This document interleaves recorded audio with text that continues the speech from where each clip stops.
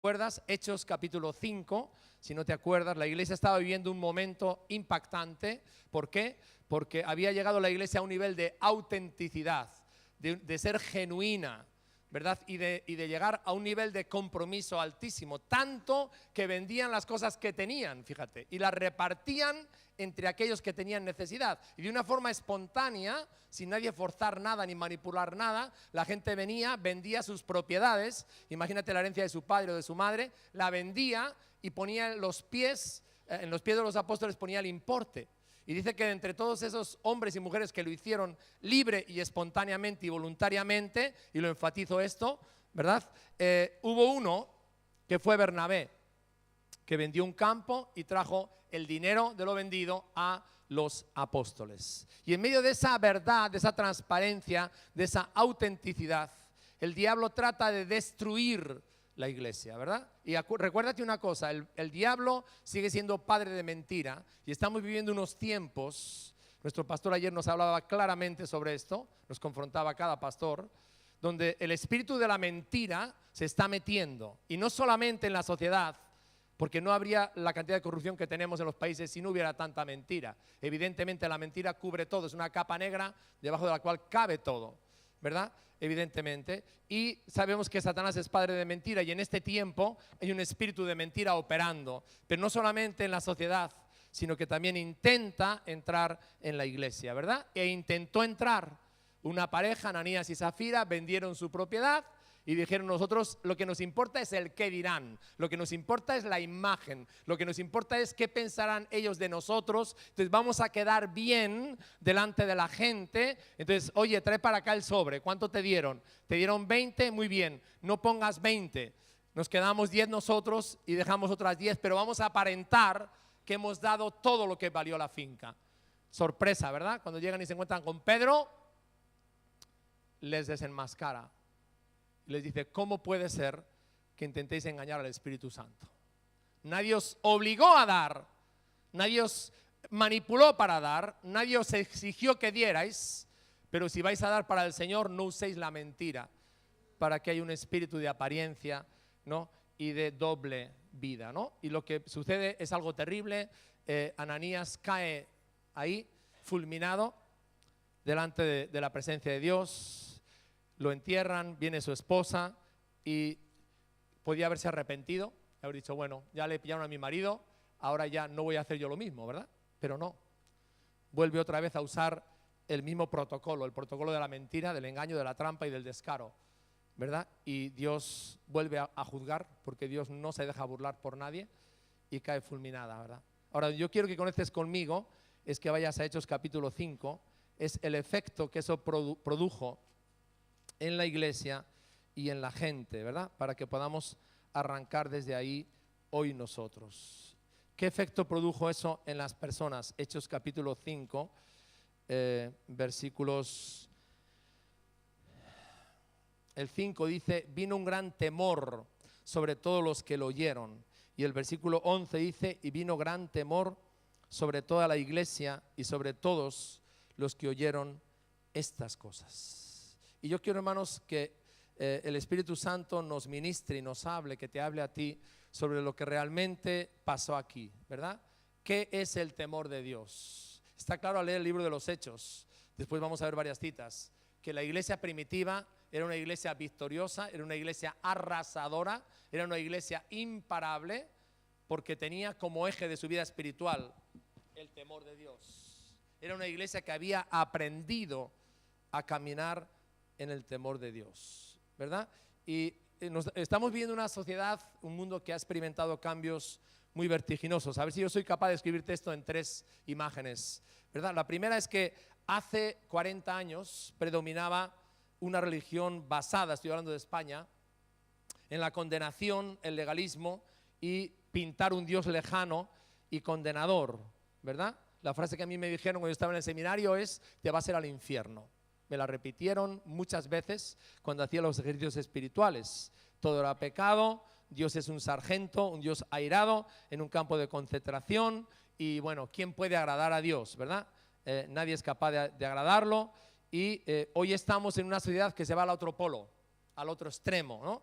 Dios es alguien permisivo y él, pues, bueno, todo lo transige, ¿no? La otra imagen que te quiero pintar es que hace 4 décadas la religión inculcó en la gente absolutos morales incuestionables. Por ejemplo, la fidelidad en el matrimonio, el respeto a la vida, ¿no? La honestidad, el trabajo, ¿no? Hoy hemos entrado en lo que se llama la moralidad líquida. Es decir, no hay absolutos divinos.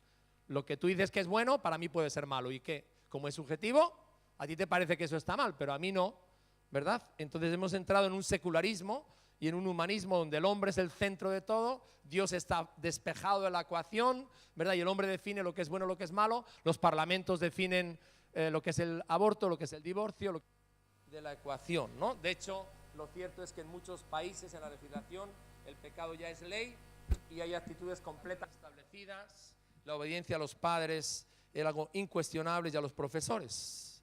Hoy, sin embargo, se resiste la autoridad de una forma abierta, se burla la autoridad, se da la razón al niño y se hace de menos la disciplina y el orden, ¿no? Es habitual la falta de respeto a las personas mayores. Hay jovencitos que se ríen y de este viejo chalao, ¿qué me va a decir a mí?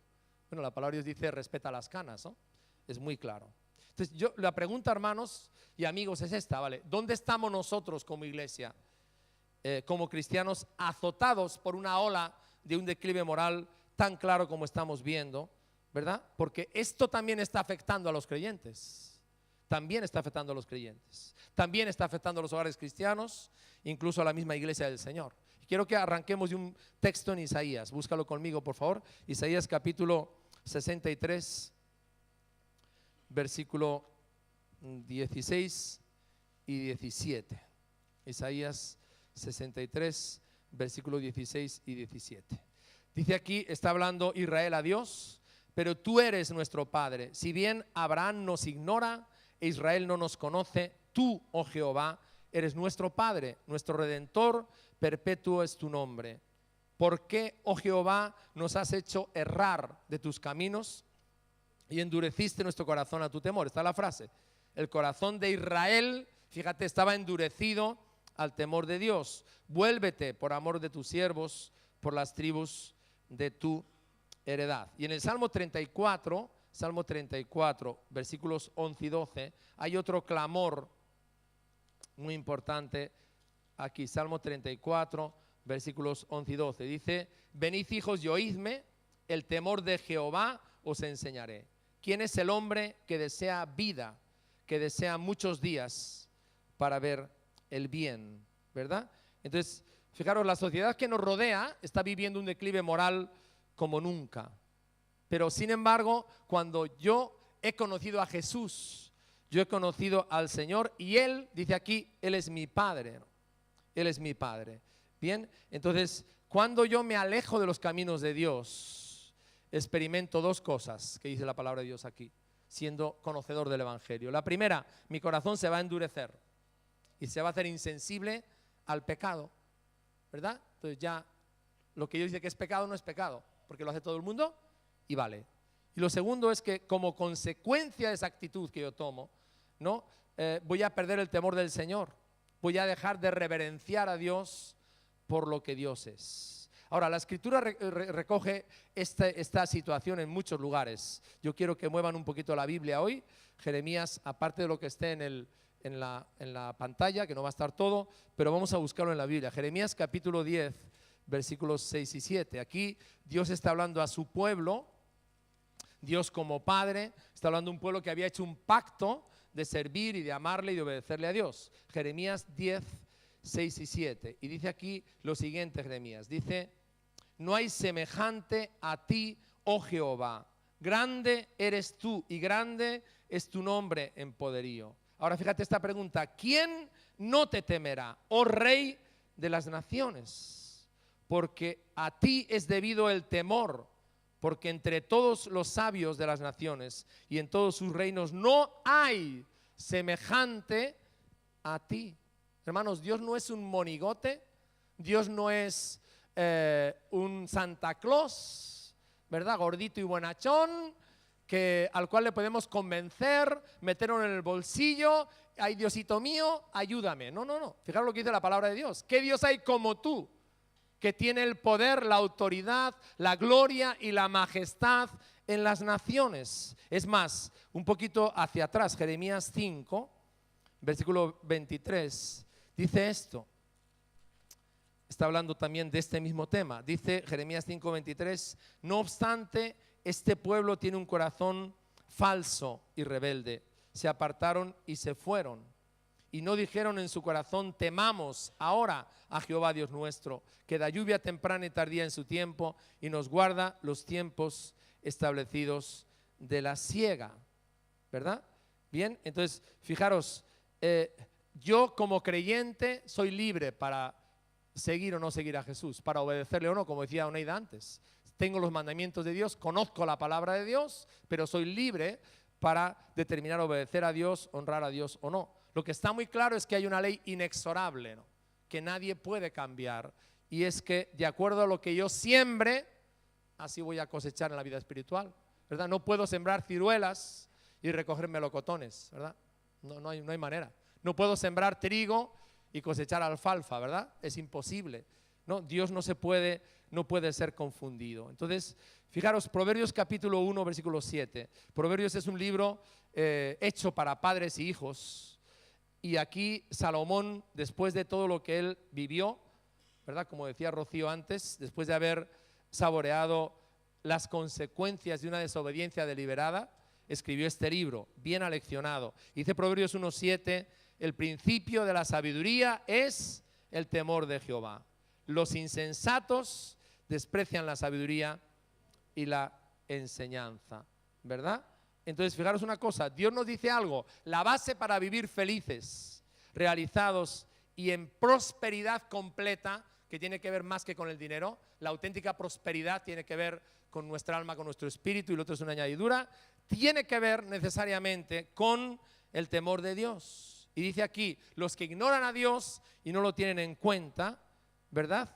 Dice, desprecian esa clase de vida, la sabiduría, y no aceptan la corrección que está basada siempre en el temor de Dios y a las consecuencias que llevan. Entonces, me gustaría ver tres aspectos muy sencillos y que tú me sigas y me entiendas, ¿verdad? Lo primero de todo, según la Biblia, ¿qué es el temor de Dios? Porque fijaros, dice el libro de los Hechos que cuando Dios intervino y se mostró y la gente se dio cuenta que Dios es Dios, que Dios es santo, que Dios es justo, que Dios es amor, que es misericordia, pero que Él no tolera, hermanos, que en la iglesia vivamos una doble vida o una apariencia como si nada, y que juguemos con Dios porque Él es muy bueno, es muy misericordioso y ya está, ¿verdad? Y como Él me va a perdonar, hago lo que me apetece, ¿verdad? No, hermanos, Dios no consiente eso, ni lo hizo en Hechos, ni lo consiente hoy. Entonces, ¿qué es el temor de Dios? Porque dice que a raíz de ese juicio sobre Ananías y Zafira tan fulminante, la iglesia entró a entender y a vivir de una forma profunda el verdadero temor de Dios. Y no solamente la iglesia, escúchame, sino la gente que vio eso pasar, se dieron cuenta de que con Dios no podemos jugar. Proverbios capítulo 9, versículos 10 al 12. Fíjate lo que dice aquí Salomón, ¿verdad? 9, del 10 al 12. Dice, el temor de Jehová es el principio de la sabiduría, y el conocimiento, la intimidad con Dios del Santísimo es la inteligencia, porque por mí se aumentarán tus días y años de vida por el temor, fijaros, a Dios, te añadirán. Si fueres sabio, para ti lo serás, y si fueres escarnecedor, la palabra escarnecedor significa un burlador soberbio, una persona que se burla de Dios, una persona que conoce la palabra, pero le entra por aquí y le sale por aquí. Va un domingo a la iglesia, va otro domingo a la iglesia, pero sigue viviendo en pecado, ¿verdad? Porque Dios es muy bueno, y no me pasa nada. Bueno, aquí dice la palabra de Dios, dice, si fueres escarnecedor, pagarás tú solo las consecuencias. Entonces, la mejor manera, cuando tú conoces a Jesucristo, y yo también, de vivir una existencia bendecida, escúchame, y larga, porque hay una promesa de Dios aquí, ¿verdad? Es vivir en el temor de Dios. ¿Cómo lo podemos definir? ¿Qué es esto? Pasa a la siguiente, por favor. Yo quiero que tomes nota de esto, porque son aspectos muy importantes en tu vida. La primera es una reverencia amorosa al Señor, producto de conocerle íntimamente. Queridos, conocer a Jesús no es una religión. No es que mentalmente yo me sé los versículos, ¿verdad? Lo tengo desde niño me llevaron a la escuela dominical y hasta no estamos hablando de un conocimiento intelectual. Hermanos, hay cristianos que conocen muy bien la Biblia y su vida es una pena de vida, un tropiezo para los inconversos. Estamos hablando de una intimidad, de una relación íntima y profunda, personal con Dios, que produce una transformación auténtica en tu vida. Entonces el temor de Dios es una reverencia amorosa al Señor, producto del conocimiento íntimo con Él, que implica que me someto voluntariamente a su señorío, a su autoridad y a sus mandamientos. Hay cristianos, hermanos, que dicen: Cristo es mi Salvador, quiero un Salvador, sí, pero no quieren un Señor. Quiero un Salvador, pero yo quiero seguir haciendo lo que me da la gana. Quiero seguir yo en el trono, hermano. Eso no es vida cristiana, eso no es conversión, porque la conversión quiere decir que mi yo tiene que ser destronado, tiene que ser desmarcado y tiene que morir. Y ahí me he convertido de verdad. Eso es conversión. Es decir, Señor, ¿qué quieres que haga? ¿Cómo llevo mi matrimonio? ¿Cómo llevo mi economía? Hay gente que dice: no, en la economía, en los negocios, Dios no. Fuera de la ecuación, ¿verdad? Yo voy a la iglesia, pero a mí que no me diga Dios qué tengo que hacer con el dinero. Bueno, entonces no estás convertido.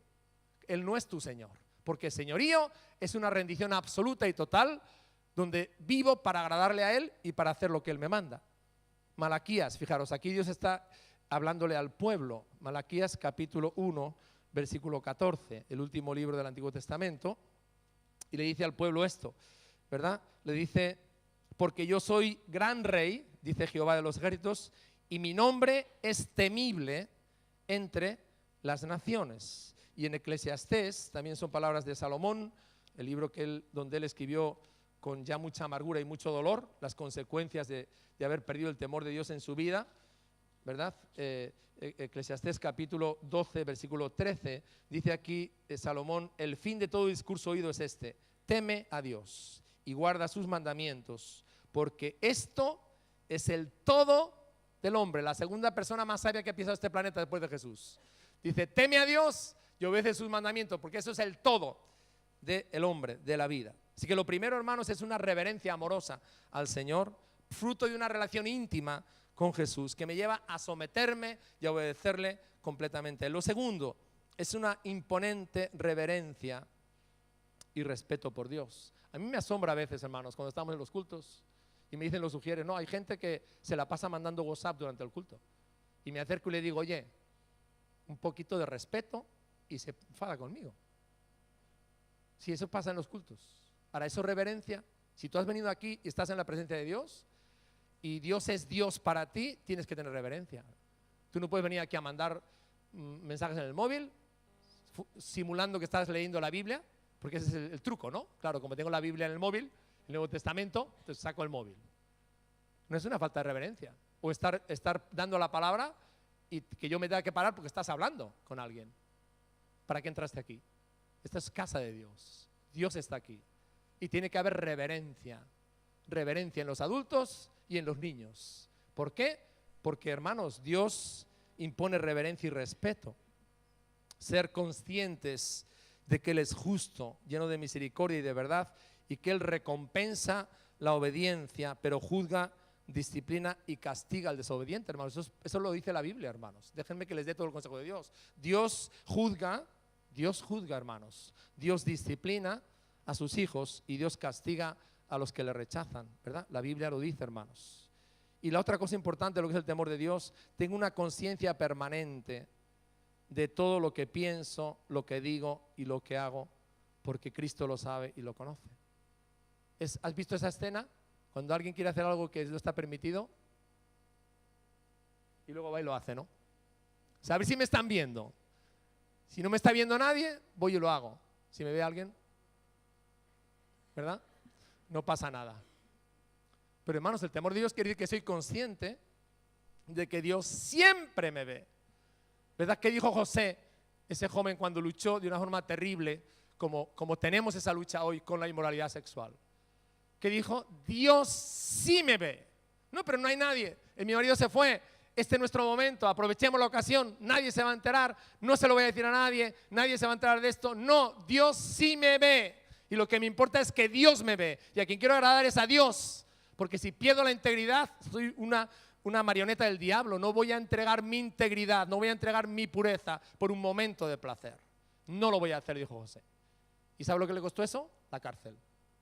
Puede ser que a ti, por ser íntegro, en tu vida espiritual, en tu masculinidad, en tu feminidad, en tu instituto, te cueste la cárcel o te cueste perder un contrato de trabajo. Sí, no voy a mentir.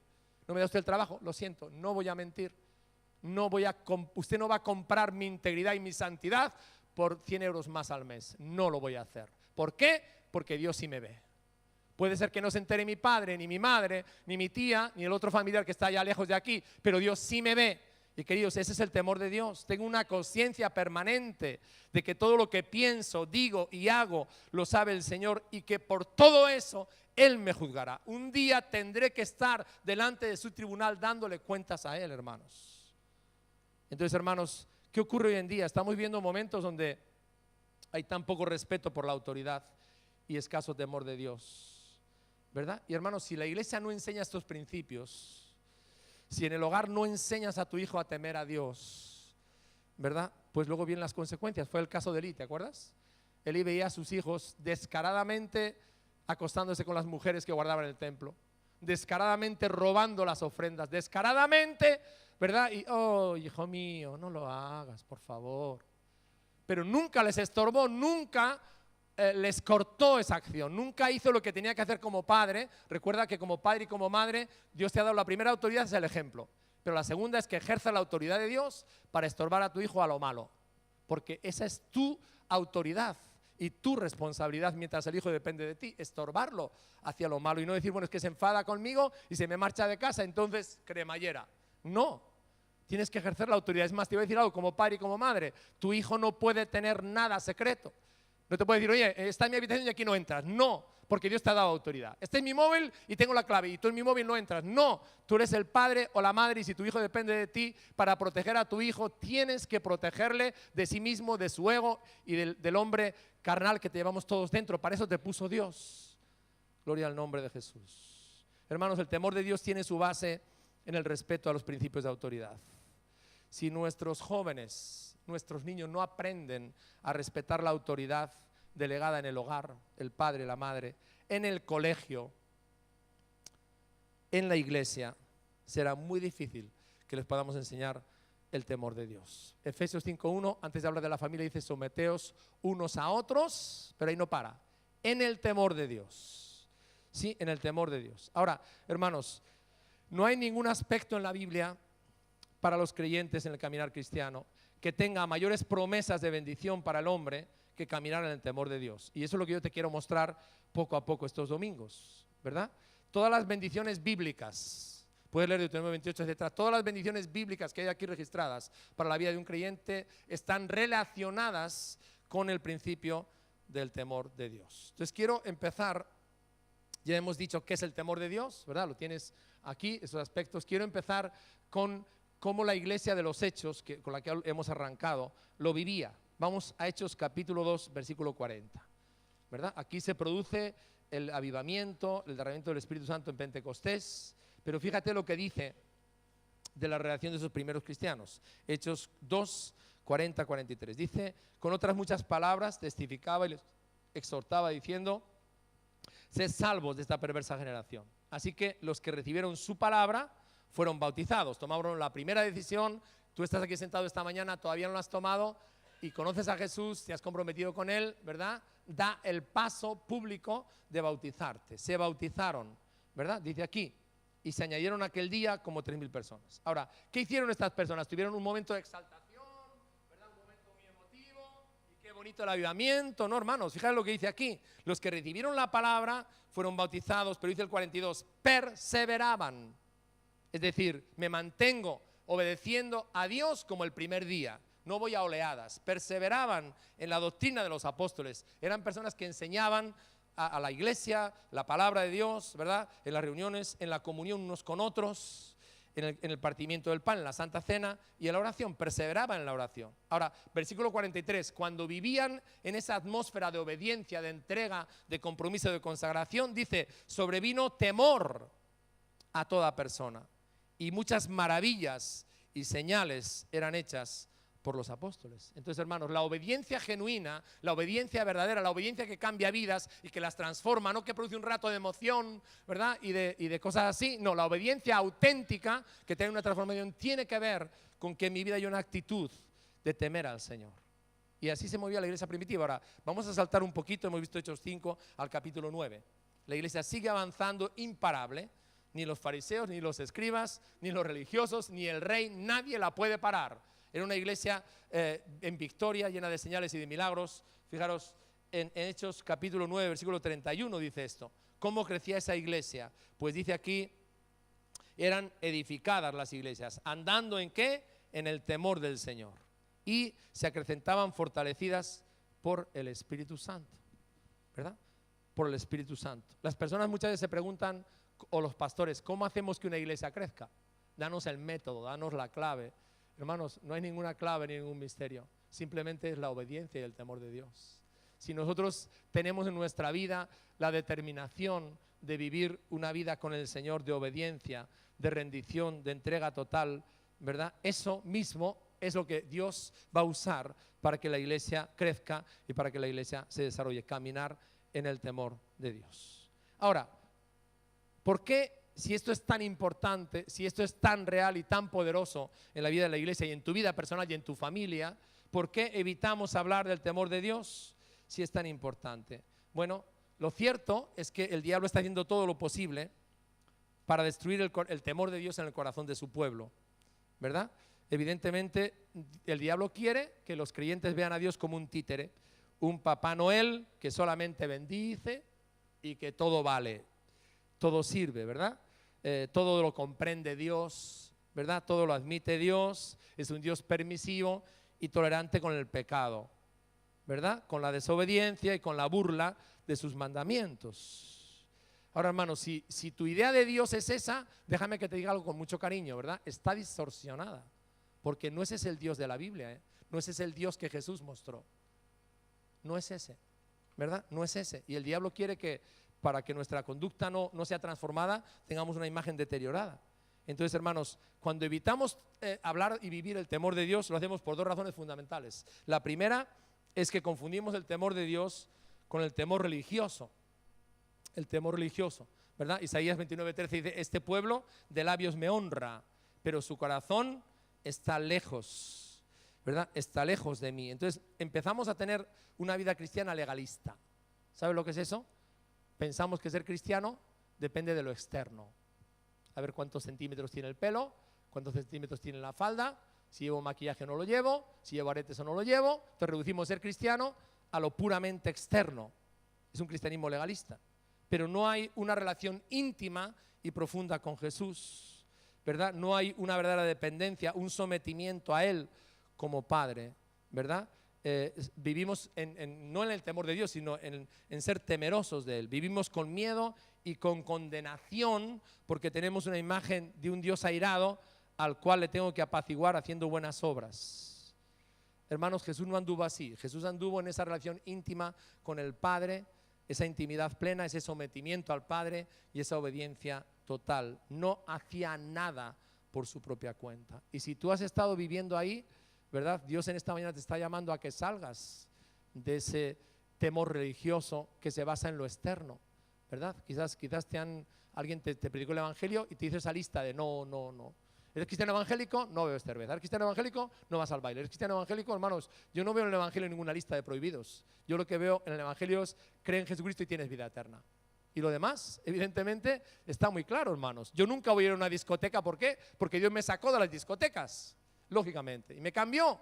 No voy a volver a beber, hermanos, porque yo estuve bebiendo. No voy a volver a andar en bailes nocturnos porque Dios me sacó de ahí. Y cuando Él me sacó de ahí, mi vida fue cambiada de una forma tan poderosa, hermanos, que ahora lo que quiero es Cristo. Lo demás no me interesa. Pero nadie me tiene que prohibir nada, hermanos. Cristo, su vida plena, obedecerle a Él, agradarle a Él. Lo demás no me interesa, hermanos. Entonces, una vida auténtica cristiana, hermanos, no tiene que ver con las prohibiciones. Dios no me prohíbe nada. Él me da su amor, Él me da su vida plena y yo sé que lo demás es muerte. No me interesa, hermanos. Quiero vivir para Cristo 100%. ¿Amén? ¿Lo tienes claro? Entonces vas a tener muy claro cuando alguien te invite si tienes que ir o no tienes que ir. Vas a tener muy claro en qué lugares entras y qué lugares no entras. Vas a tener muy claro con qué amigos andas y con quién no andas, porque Cristo es la pasión de tu vida. Y eso es vida cristiana, hermanos. Vida cristiana es Cristo, es todo para mí. Y no quiero otra cosa sino Cristo. Y claro, te van a decir, eres un fanático. Claro que sí. Estoy enamorado a muerte de Jesús y apasionado por Él. Y no quiero otra locura. No me interesa, hermanos, otra locura. ¿Por qué? Porque Cristo es todo para mí. El mundo ya no me interesa, hermanos. Ya morí, Cristo me sacó de ahí, ¿verdad? Ahora quiero vivir solamente una vida para el Señor. Ahora hay gente que lo confunde también con el temor al hombre. Proverbios 29, 25. Confunden el temor a Dios con el temor al hombre. Vamos a leer este versículo, Proverbios 29, 25. Aquí Salomón está viendo también esta perspectiva, este aspecto de lo que es el temor al hombre. Proverbios 29, 25. Dice aquí, fíjate, el temor del hombre pondrá ¿qué? Lazo, mas el que confía en Jehová será exaltado, hermanos. Entonces mi vida cristiana no puede depender de lo que otros digan de mí, de lo que otros piensen de mí, de cómo van a reaccionar otros si yo hago esto o hago lo otro. Porque ese fue el problema de Ananías y de Zafira, hermanos. Quisieron que la iglesia se convirtiera en una iglesia aparente, religiosa, ¿verdad? Y Dios dijo, no, yo he dado mi vida para una iglesia auténtica, donde la gente no es perfecta, pero es auténtica. Donde la gente, digamos, no lo ha superado todo, está luchando, ¿sí? Pero quiere vivir una vida auténtica y una vida genuina.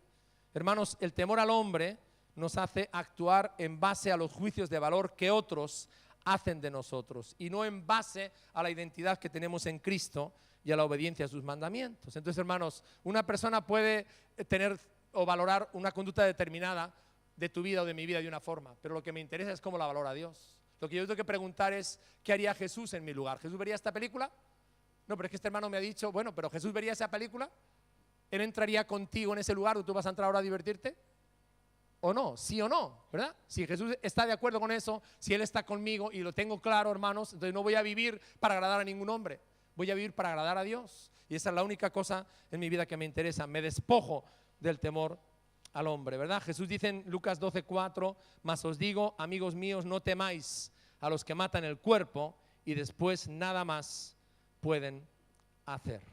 Hebreos dice, el Señor es mi ayudador, no temeré lo que me pueda hacer el hombre. Y yo sé que cuando estamos en los trabajos, dos áreas quiero tocar. Una, cuando estamos en los trabajos viene ese tema, ¿verdad? Y si yo soy íntegro y le digo a mi jefa lo que le tengo que decir y me echa del trabajo, ¿qué pasa? Vale, la pregunta mía es esta, ¿quién quieres que te defienda? ¿Que te defienda Dios o que te defienda tu jefa? Yo quiero que Dios me defienda, ¿verdad? Ahora, Dios me va a defender si yo agrado a Dios, como Daniel, ¿verdad? He determinado en mi corazón no contaminarme con la comida del rey. ¿Qué se estaba jugando? Estaba jugando todo. Era una persona inmigrante, sin derechos, sin nada en Babilonia. ¿Y qué dijo? Vale, he determinado en mi corazón, ¿verdad?, no contaminarme con la comida del rey.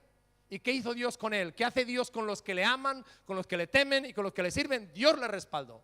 Y Dios se glorificó porque fue un hombre, hermanos, que realmente tuvo muy claro que no estaba para temer al hombre, sino para temer a Dios. Y otro ámbito, los jóvenes, los adolescentes, cuando estamos en los institutos, viene el bullying, viene la presión, ¿verdad? Si te fumas el porro conmigo, eres muy hombre. Entonces tengo que elegir qué hago.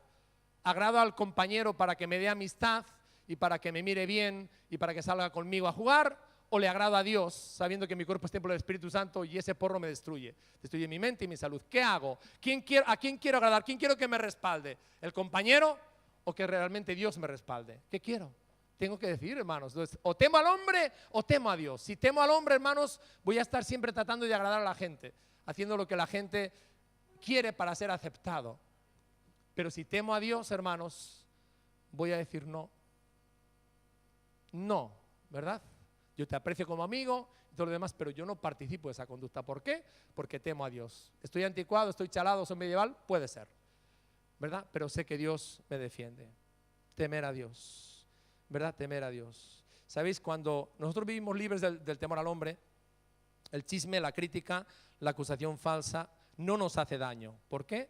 Porque realmente eso para nosotros, hermanos, ya no es el criterio, ¿verdad? No nos dejamos influir por las presiones de los demás para hacer lo que ellos hacen a fin de que nos acepten, ¿verdad? Mi valía, escúchame, mi valía y tu valía no dependen de la aceptación de la gente, depende de Cristo que dio su sangre en la cruz por mí. Y las mujeres tantas veces y las adolescentes, ¿verdad? ¿Cuántas adolescentes tenemos que terminan en la anorexia y en la bulimia? porque es que esa foto que te ponen en televisión y ese póster de esa mujer con esa talla y esos ojos está trabajado por internet. No te dejes engañar. Está manipulado, ¿verdad? Un cuerpo de una mujer real es, ¿verdad? No es así. Entonces, hermanos, ese es el engaño de hoy en día. ¿Cuántas jóvenes caen en esa trampa? Y empiezan con la bulimia, con la anorexia y son esclavas, ¿verdad? De algo que es irreal. La valía que tú tienes, la que tengo yo, la ganó Cristo en la cruz con su sangre. Y Él te formó en el vientre de tu madre como eres. No necesitas estética, ni cirugía, ni nada. Acéptate como eres, como Cristo te ha creado, ¿verdad? Y vive para Él sin tener temor del hombre. Gloria al nombre de Jesús. Ahora, es curioso, ¿verdad? Cuando tú estudias la Biblia, se habla el doble de veces del temor de Dios que del amor de Dios. Todos decimos el versículo eje de la Biblia de Juan 3:16, sí. Pero la Biblia, si la estudia detenidamente, se habla el doble de veces del temor de Dios que del amor de Dios, ¿verdad? Luego, por tanto, el verdadero temor de Dios no tiene nada que ver con una actitud religiosa o legalista hacia Dios, ¿verdad? Ni tiene nada que ver con el temor del hombre, para nada. Y lo último que quiero compartirte es que el temor de Dios nos libra del mal. Miren, como padres, desde que el niño es pequeño tenemos que enseñarle a temer a Dios, ¿verdad? Tenemos que enseñarle que la obediencia trae vida y la desobediencia, ¿verdad?, trae muerte y trae maldición, ¿verdad?, a la vida del hombre. Desde que el niño es pequeño tiene que aprender ese principio tan importante, ¿verdad?, para que el niño pueda en su vida ser una persona bendecida, ¿no? El niño tiene que experimentar desde que es pequeño que saltarse las normas y los límites establecidos por los padres le van a producir dolor, ¿verdad? Y ese dolor es un dolor que va a ser terapéutico porque le va a enseñar la importancia y el valor que tiene la obediencia. Por eso Proverbios habla tanto de la disciplina, ¿verdad? La disciplina de un padre, que no es coger el cinturón y darle cintazos hasta que ya le mande parar. No es eso no es disciplina, eso es abuso, ¿verdad? La disciplina de un padre bien administrada, en amor y en firmeza, le va a inculcar sano temor a las normas y a la autoridad. Y escúchame, padres, y le va a hacer un niño seguro, un niño permisivo, un niño con el cual tenemos que negociar todo. Es un niño completamente inseguro. Hermanos, la cárcel está llena de hombres cuyos padres no les disciplinaron.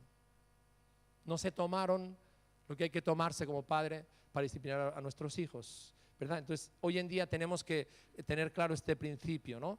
Que el niño se ha inculcado un sano temor a las normas, a los principios, a la autoridad, porque eso le va a hacer ser un hijo seguro de sí mismo, ¿verdad? Y forjar carácter en su vida. Proverbios, solamente les leo dos. Proverbios 23:14 dice: lo castigarás con vara, está hablando de la disciplina, y librarás su alma del infierno.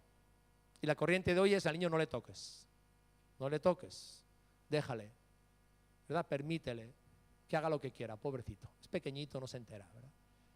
Entonces, estamos en una generación donde a los padres se nos dice que no disciplinemos a nuestros hijos.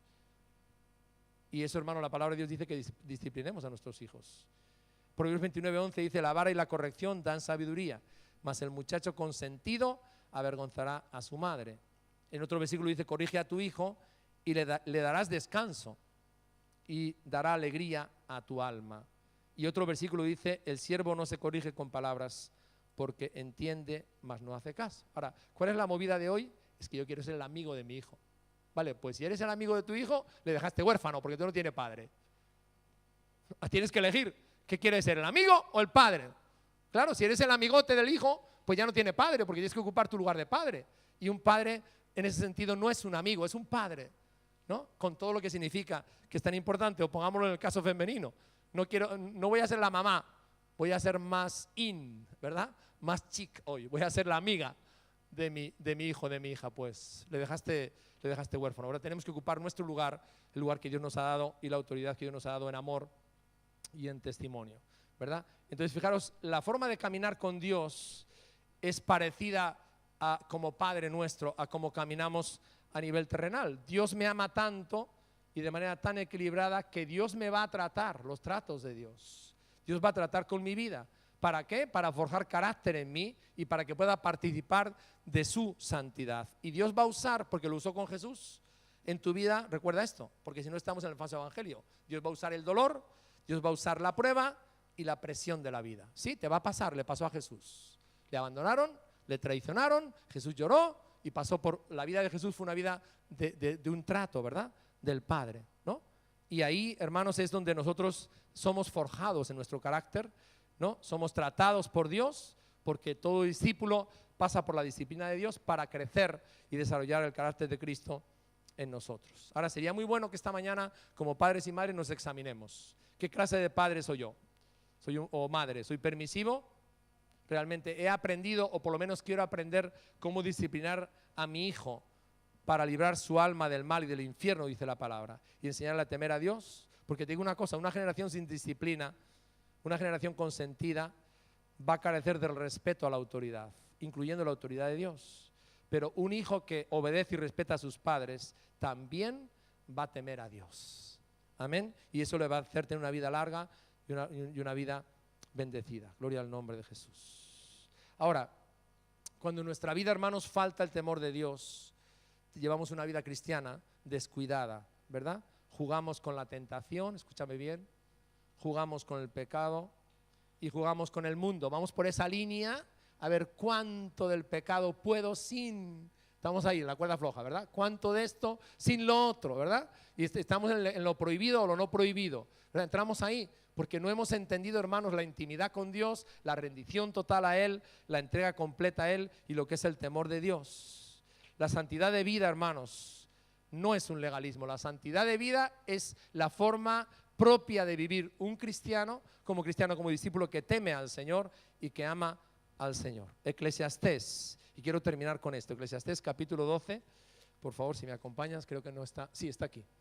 Eclesiastés. Dice Salomón, el fin de todo discurso oído es este: teme a Dios y guarda sus mandamientos, porque esto es el todo del hombre.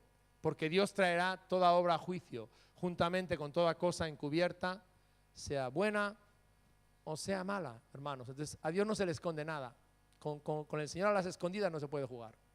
Perdona, pero no se puede, ¿verdad? Porque Él conoce todo, Él lo ve todo y nada se le esconde, ¿verdad? Ahora fíjate una cosa, cuando yo no conozco íntimamente a Dios, entonces no le temo. Y esa es mi pregunta, hermanos: ¿por qué en la iglesia del Señor hoy en día tenemos tantos cristianos que no temen a Dios y que juegan con el pecado y con la tentación y con el mundo y se permiten cosas que ellos saben claramente que Dios no las aprueba?